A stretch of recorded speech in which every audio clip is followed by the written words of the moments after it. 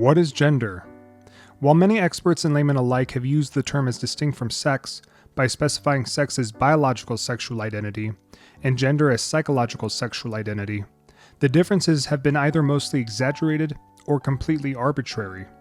Indeed, sex versus gender only matters when it is the topic of discussion.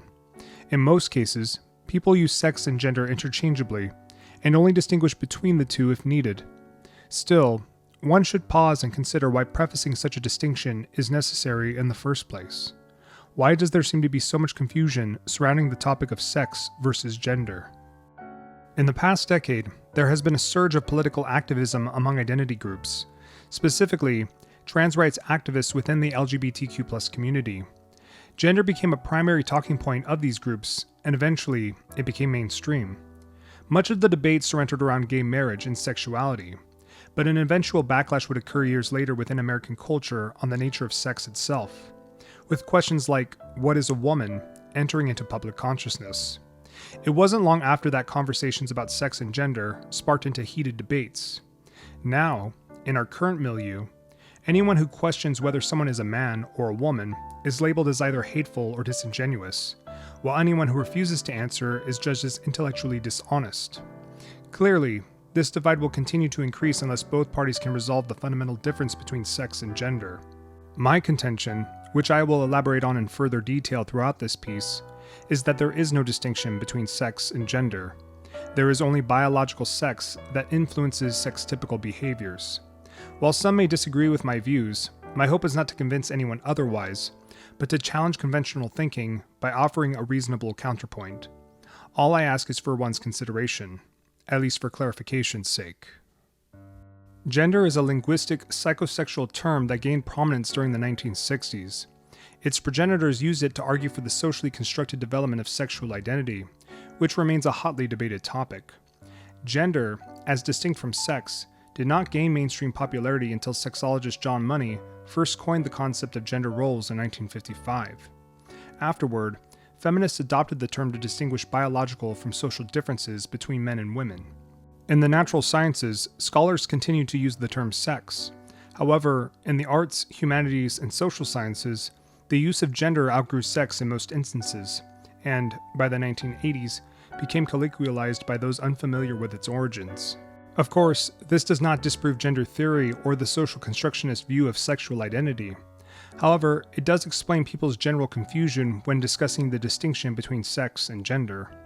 Already, we have contemporary terms like cisgender, individuals who identify with their biological sex, non-binary, individuals who identify as neither male nor female, and transgender, individuals who identify as different from their biological sex, to name a few.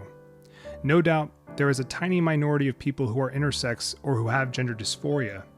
And while it would be disingenuous to dismiss their existence, it would be equally as misleading to regard them as the rule rather than the exception. To put in perspective, a study by Leonard Sachs, in response to Anne Fausto Sterling's claim that 1.7% of births have non-dimorphic sexual development, determined that the actual percentage of intersex births is approximately 0.018%. In addition, we have over half a century of empirical scientific research that shows, without question, biological differences between human males and females. So why does the distinction between sex and gender persist? For starters, advocates of gender as distinct from sex hold a general bias towards a blank slate view of human nature, an extreme nurturist position in the long-held debate of nature versus nurture. The blank slate term itself dates back centuries from philosopher John Locke. He believed that humans are not born with innate characteristics, but are empty vessels devoid of any preconceived ideas about themselves or the world. In other words, human behavior is mostly learned, not inherited.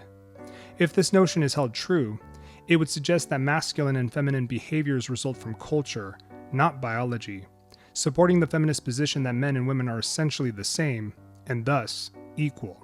The second reason for using gender over sex was the ego investment of early gender theorists.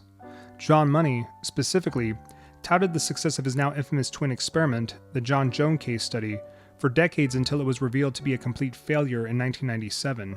David Reimer, the elder twin, was raised as a girl named Brenda after a botched circumcision via electrocauterization burned his penis. John Money recommended sex reassignment surgery for David, and at 22 months, both his testicles were surgically removed. However, David, after years of sessions with money, still behaved more masculine than feminine despite early socialization and hormone treatment.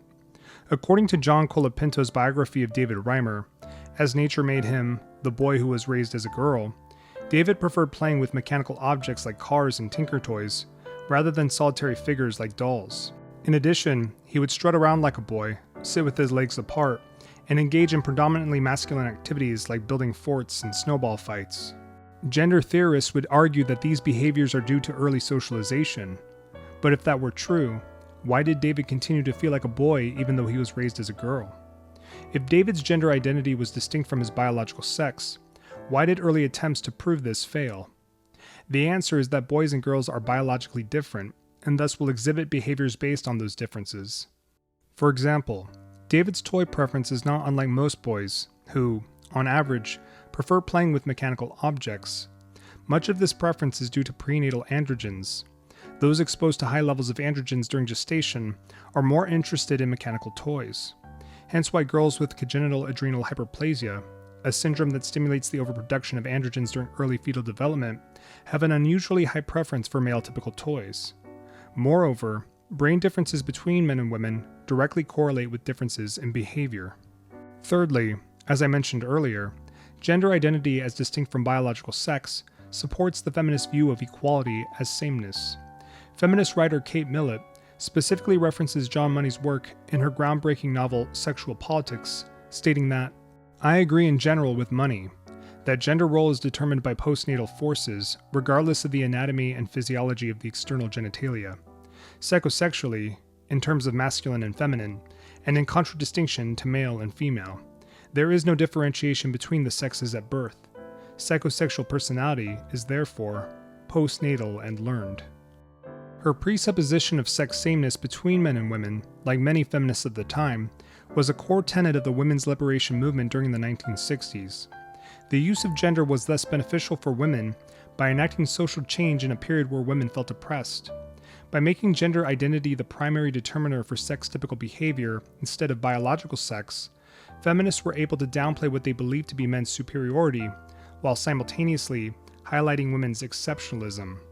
In sum, using gender over sex supports the blank slate, social constructionist view of human nature, while minimizing observable, biological differences between men and women, a position I find untenable given the current scientific data. Therefore, I will only use gender in terms of its origins or applicability.